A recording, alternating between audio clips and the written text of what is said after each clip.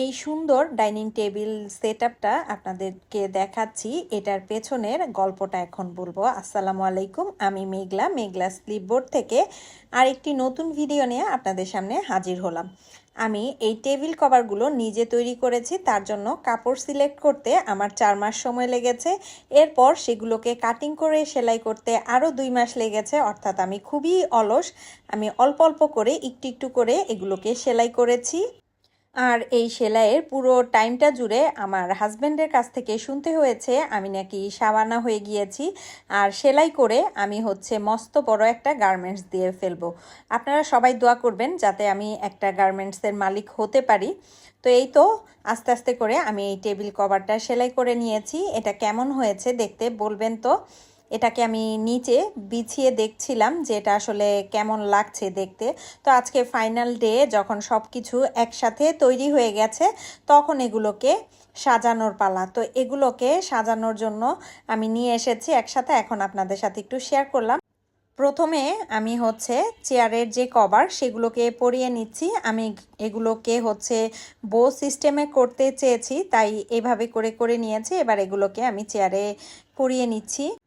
প্রতিটা মেয়েরই স্বপ্ন থাকে তার সংসারটাকে খুব সুন্দর করে সাজানোর, আর এই সাজানোর কাজটা একদিনে হয়ে ওঠে না। একটু একটু করে ধৈর্য ধরে সব কিছু ম্যানেজ করে তারপর সুন্দর করে সাজাতে হয়। এই যে সুন্দর করে টেবিলের কভারটাকে আমি পরিয়ে নিলাম, দেখতে পাচ্ছেন। দূর থেকেও একটু দেখিয়ে দিচ্ছি এটা দেখতে কেমন হয়েছে, অবশ্যই কমেন্ট করে জানাবেন। এবার আমি সবগুলো চেয়ারে কিন্তু সুন্দরভাবে কভারগুলো পরিয়ে নিয়েছি। এবার টেবিলের যে কভার সেটাকে চেঞ্জ করার পালা। এই কভারগুলো আপনারা অনলাইনে বিভিন্ন পেজে কিন্তু পেয়ে যাবেন, তবে আমার কাছে মনে হয়েছে আমি আমার মতো করে কাস্টমাইজ করে বানিয়ে নিই, কারণ আমি এগুলো বানাতে পারি। তাই আমি চিন্তা ভাবনা করে আমি আমার পছন্দ অনুযায়ী পার্পল থিম রেখে এটাকে তৈরি করে নিয়েছি। আর এটা দেখতে কেমন হয়েছে অবশ্যই কিন্তু কমেন্ট করে জানাবেন। আমার তো ভীষণ ভালো লেগেছে। শুধুমাত্র টেবিলে কভার দিলে তো হবে না, তার সাথে একটু ডেকোরেশনও করে নিলাম আমার পছন্দের কিছু জিনিসপত্র দিয়ে।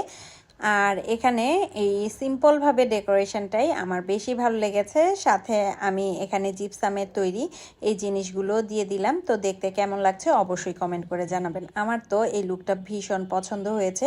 আপনাদের কার কার কাছে ভালো লেগেছে অবশ্যই কমেন্ট করে জানাবেন। তো আমার কাছে মনে হচ্ছিল একদম সাদার মধ্যে সাদা যেন একদম ভালো লাগছিল না, তাই এখানে একটা রানার বিছিয়ে দিলাম কালারফুল।